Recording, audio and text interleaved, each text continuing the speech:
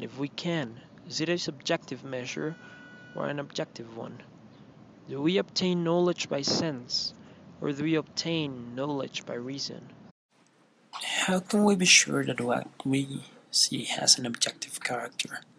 These and many other important questions have been through the history of philosophy discussed and resolved by the most thoughtful thinkers and scientists.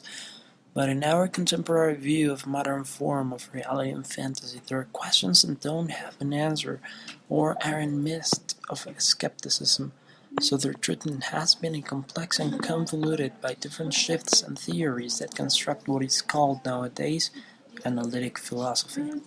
Taking this into account, in this video we will answer the question: unto what extent are we allowed to talk about knowledge and its justification? When we are talking about knowledge, we're talking about this given condition, S knows P, taking into account that S stands for the subject acquiring knowledge, P. Many epistemologists start up their analysis of knowledge and their relation with our beliefs, their justification and truthfulness. Analysis comes through traditional and non-traditional ways of analysis. There is a fundamental problem when talking about the justified truthful beliefs, and it's given by a really transcendent example. Two persons are standing on the ground where one is complete and another one is the brain of the first one connected to a computer. When asked if they had legs, they both answered yes, because they have the same internal belief and mental state. But when looking at the reliability of his external reality, then we can consider that his belief is a false one, and the epistemic problem rises, under the label of limit to knowledge.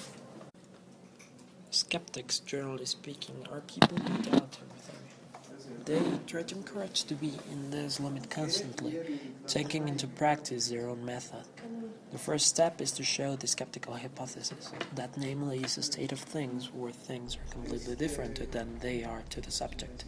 Taking the example above, the world is just limited to the brain connected to the computer, where the subject believes that he is in a normal state, and that is the real problem in question. How can we be sure we are not in a computer manipulated by some evil deity? The second step of the skeptic is to establish that the subject does not have hands, taking into account what it has been told earlier. Taking these two steps together, we conclude that if the subject is in a state of ambivalence and does not know if he has or not. Skeptic's scheme to the resolution of knowledge is reliable in having to investigate new scientific processes, but it still poses ambiguity to the resolution of general knowledge and its theory. Other important problem of knowledge is perception. For example, if the student A is on one side of the classroom admiring the chair, and the student B is on the back of the classroom, the perception varies from student to student, making it impossible to have a unifying known idea for the chair. The same happens with the study of light in Einstein's theory of special relativity, where the perception of light will change with respect to the position of the subject trying to measure or experience it. So, can we solve these enigmas? Are there ways that we can solve them? Language and communication are direct ways to establish one's self-knowledge and others by assimilation and interrelation, but language in itself has a limit, because we have not learned to comprehend and to establish good proportional sentences to make our thoughts and experiences sufficient enough to communicate them, and to establish a whole system of good proportional ideas. This problem in philosophy of language is a current one, and in our contemporary view when we talk about truth. In conclusion, to try and define knowledge is something one cannot achieve easily.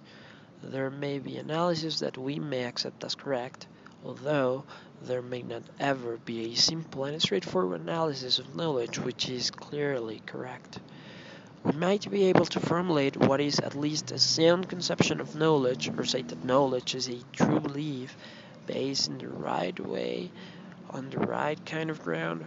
However, this also comes with a certain variables that may turn out as inaccurate, and and will cause us to return to the original question with a whole new burden to solve.